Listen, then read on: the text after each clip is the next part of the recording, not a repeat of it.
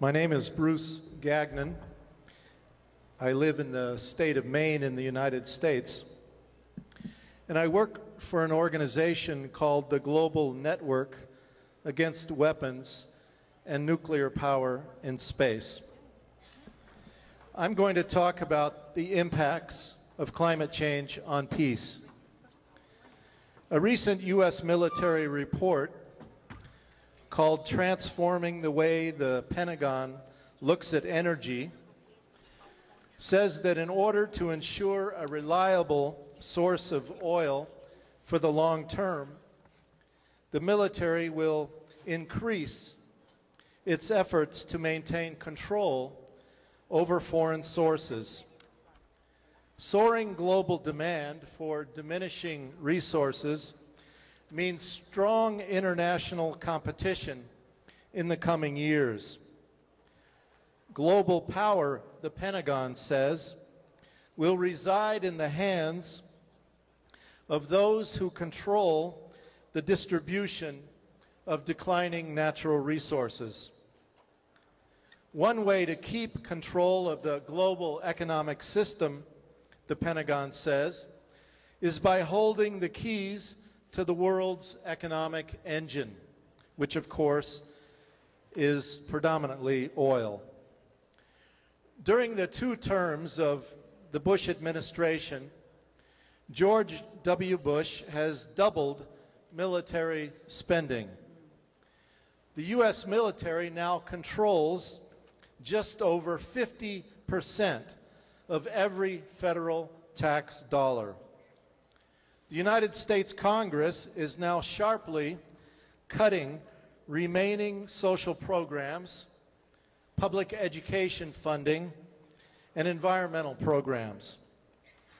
To fund the occupation of Iraq and the U.S. war in Afghanistan, the U.S. government is now spending more than $14 billion a month.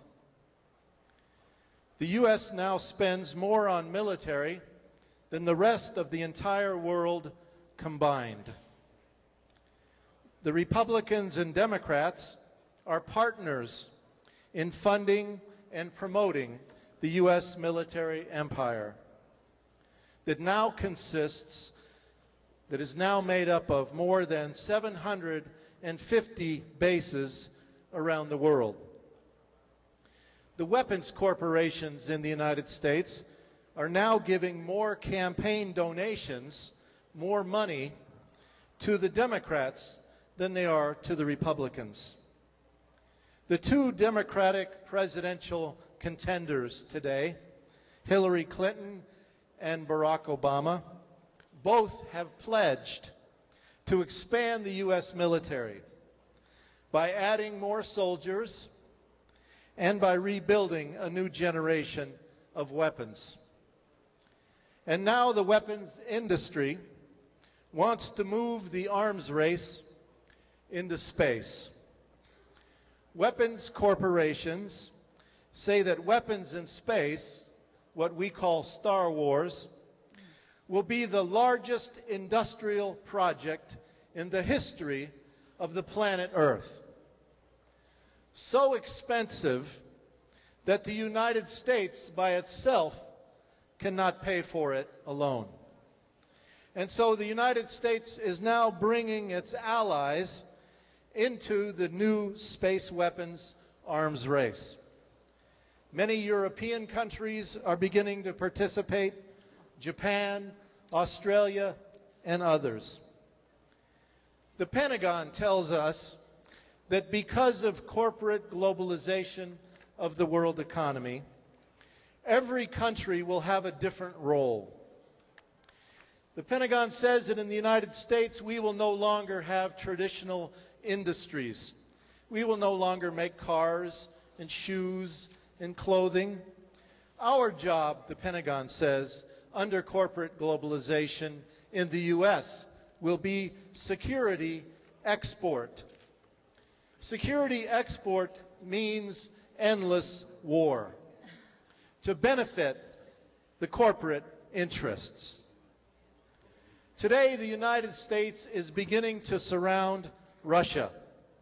with the help of an expanding NATO. Why does the United States want to surround Russia?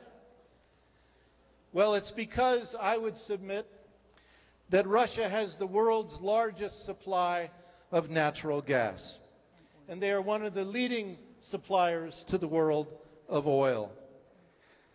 The United States is now trying to deploy so-called missile defense bases in Poland, missile defense interceptors in Poland, and a space warfare radar system in the Czech Republic.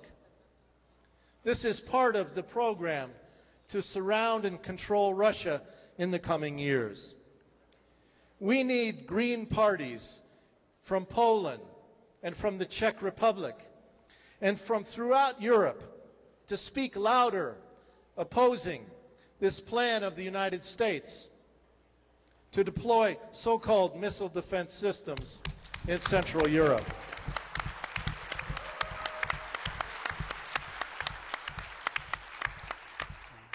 The United States today is also beginning to surround China with the help of a military alliance with Japan and South Korea. The Washington Post newspaper several years ago reported that the United States will now manage China by surrounding them. The United States today, the military, is deploying so-called missile defense systems throughout the Asian Pacific region, creating a new expensive arms race. And in fact, the Pentagon has a new command called the Space Command. And the Space Command's job is to put weapons in space. For the past several years, the Space Command has been wargaming, computer wargaming, a first strike attack on China set in the year 2016. And in that first strike attack, the United States launches a new technology. It's called the military space plane that can fly from one end of the earth to the other in 1 minute and drop an attack on China. Today, space technology coordinates all warfare on the earth below. The United States is now preparing an attack on Iran. It is demonizing Venezuela. And it has just created a new command called AFRICOM, the Africa Command. And they predicted we will be fighting in Africa 20 years from now. Everyone acknowledges that the United States is a major contributor to global warming and that life must change dramatically in the United States. But where will the massive investment that is needed for solar, wind, public transportation, conservation, where will that investment come from in the United States when our country is planning endless war? In fact, if the United States successfully draws Russia and China, the European Union and Japan into a new arms race in space, how will any of our societies afford the kind of alternative technology development that we need to avoid the global energy crisis? Global Greens must make a unified demand for the conversion of the global war machine. We know that the conversion of the global war machine will create more jobs than we currently get from military spending.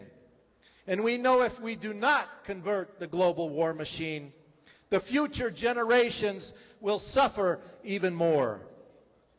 Let me conclude by saying this. In the proposed 21-point declaration, I would like to comment on point number 20. I believe that two key items must be added to point number 20. The first is a statement is needed calling for the prevention of an arms race in outer space. What the Pentagon, what the military says will be the largest industrial project in the history of the entire planet Earth. And secondly, there must be a specific call for the conversion of the global war machine in the Declaration, so that we can have a global budget resource that can be used to dramatically and quickly deal with climate change. The Native Americans, the Indians in my country, say that there is a sacred hoop, a sacred circle that has been broken today. It is our job to heal the sacred circle. Political power means nothing if we don't show the determination to stop the madness of endless war and to successfully deal with climate change. Thank you very much.